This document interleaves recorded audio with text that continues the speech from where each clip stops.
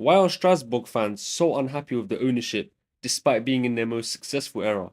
Strasbourg currently sits 7th, 8 points behind the Champions League spot, and the year prior finished 4 points behind the Champions League spot. And this seemed unthinkable a couple years ago. The club having bright young players, attacking fluid football, and top of a European competition, they're currently first in the Conference League if you didn't know, also in that beating favourites Crystal Palace 2-1.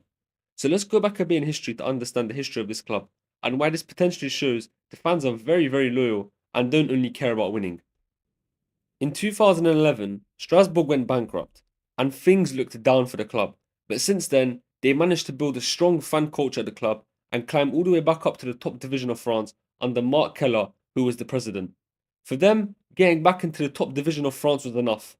After being in the 5th division of France not too long ago, now imagine they got told they'll be getting European football, become one of the stronger clubs in France, and somewhat push for Champions League. You'd think they'd be excited, no?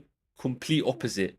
In June 2023, Strasbourg were bought by American businessmen Todd Bowley and Behdad Ekbali.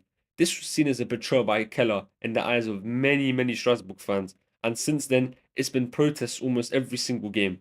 The positive environment built within the fan base is being torn apart by these owners, some claim. Some say the club feels soulless, which is why they're unhappy with the club despite being in the most so-called successful era of the club. Strasbourg fans say they're Chelsea's B team and only there for Chelsea's benefit. And in my opinion, this is somewhat true.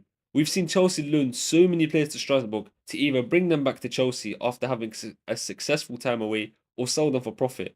Examples of this are Andre Santos, who got brought back into the team after a good loan spell at RC Strasbourg, and Petkovic, who was sold to Bournemouth for a profit. Starman Emega, arguably the club's best player, is joining Chelsea soon. Liam Rosanoir, appointed by Chelsea, Strasbourg's former manager. So the players who succeed aren't there to stay and build history, but they're there to go to Chelsea. There's no proper connection with the club. The main mentality would be, let's try to get to Chelsea.